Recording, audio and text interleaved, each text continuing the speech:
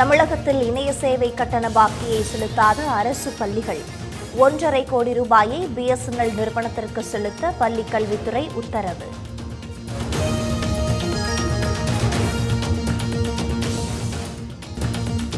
குவைத்தில் உள்ள இந்திய தொழிலாளர்களுடன் பிரதமர் மோடி கலந்துரையாடல். இந்தியாவில் மிக மலிவான விலையில் இணைய சேவை கிடைப்பதாக பேச்சு. தமிழகத்தில் இதுவரை பார்த்ததில் மிக மோசமான முதலமைச்சர் ஸ்டாலின். நாம் தமிழர் கட்சியின் தலைமை ஒருங்கிணைப்பாளர் சீமான் விமர்சனம்.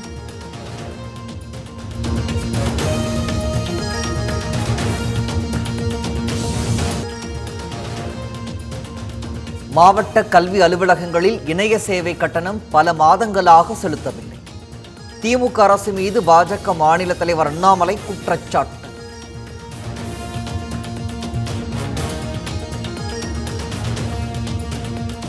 மதுரையில் இருந்து கேரளாவுக்கு 24 டன் ரேஷன் அரிசியை கடத்த முயற்சி. குடிமைப் பொருள் வழங்கல் அதிகாரிகள் பறிமுதல் செய்து விசாரணை.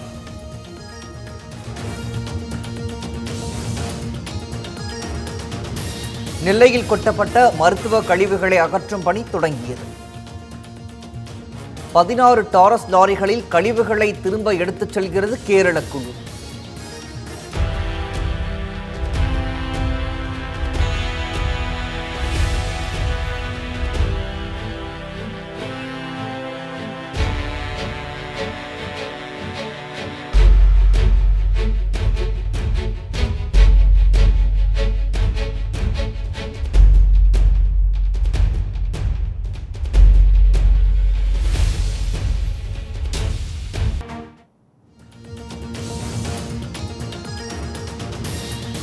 நெல்லையை அடுத்து தென்காசியிலும் டன் கணக்கில் கொட்டப்படும் கழிவுகள். புகார் அளித்தும் அதிகாரிகள் நடவடிக்கை எடுக்கவில்லை என குற்றச்சாட்டு. கிழக்கிருந்து வந்து உள்ளே கொண்டு தட்டிதாங்க, தார்பா போட்டு மூடி வருது. நைட்டு ஃபுல்லாக அடிக்காங்க வண்டி, தார்பா போட்டு மூடி தான் வருது.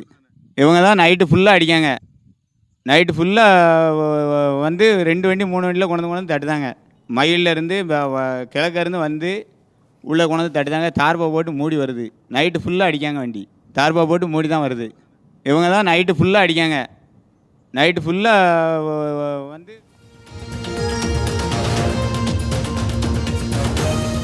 திண்டுக்கல் மாவட்டத்தில் பொதுவழி பாதையை திமுக பிரமுகர் கம்பிவேலி அமைத்து அடைத்ததாக குற்றச்சாட்டு. உரிய நடவடிக்கை எடுக்க பொதுமக்கள் வலியுறுத்தல். சாட்சி போட்டவர் ஸ்ரீதர் முன்னாள் கவுன்சிலரே வந்து அவரே ரோடு அவர் காலத்தில் போட்டது அவரே இப்போ இடித்து கம்பி வேலி போட்டுக்கிட்டு இருக்கார். இது வரைக்கும் பேரூராட்சி நிர்வாகம் எந்த விதமான நடவடிக்கையும் எடுக்காமல் வேடிக்கை பார்த்து கொண்டு உள்ளது. திடீர்னு இப்படி சாட்சி போட்டவர் ஸ்ரீதர். சென்னை பள்ளிக்கரணை அருகே சாலை தடுப்பு மீது இருசக்கர வாகனம் மோதி விபத்து. மது போதையில் பயணித்த 2 இளைஞர்கள் உயிரிழப்பு.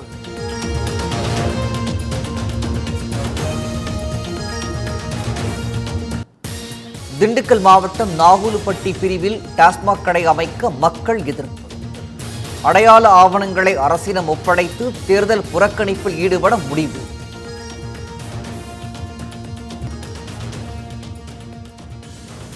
சாதிவாரி கணக்கெடுப்பு தொடர்பாக தெரிவிக்கப்பட்ட சர்ச்சை கருத்து. ராகுல் காந்திக்கு உத்தரப்பிரதேச நீதிமன்றம் நோட்டீஸ்.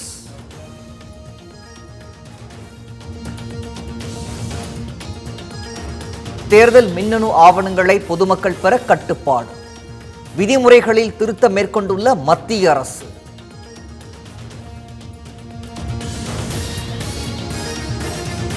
உத்தரப்பிரதேசம் பிரயாக்ராஜில் மகா கும்பமேளாவிற்கான முன்னேற்பாடுகள் தீவிரம். குதிரைகளில் ரோந்து பணியில் ஈடுபட்டு வரும் காவல்துறை.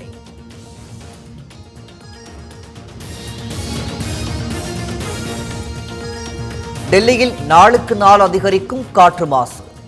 388 என்கிற மோசமான நிலையை எட்டிய காற்றின் தர குறியீடு.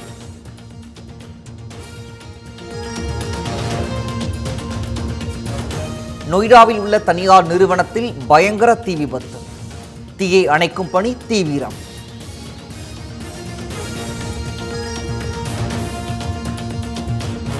வருங்கால வைப்பு நிதியில் முறைகேடு செய்ததாக வழக்கு பதியப்பட்ட விவகாரம். தற்போது தான் எந்த நிர்வாக பொறுப்பிலும் இல்லை என ராபின் உத்தப்பா விளக்கம்.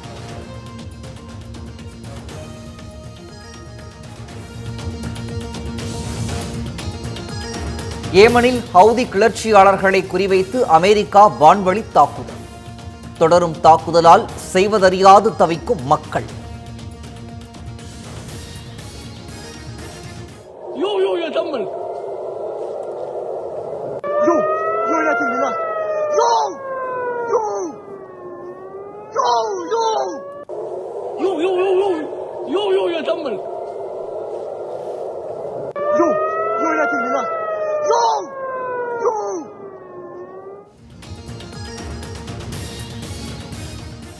ரஷ்யாவில் கடலில் கலந்த 4000 டன் கச்சா எண்ணெய்.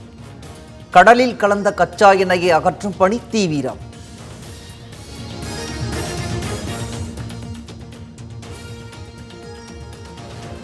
ஜிம்பாப்வேக்கு எதிரான ஒருநாள் தொடரை கைப்பற்றியது ஆப்கானிஸ்தான்.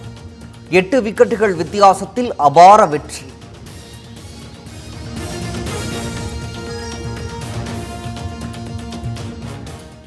மகளிர் ஒருநாள் கிரிக்கெட் தொடரில் இந்தியா மேற்கிந்திய தீவுகள் அணிகள் இன்று மோதல்.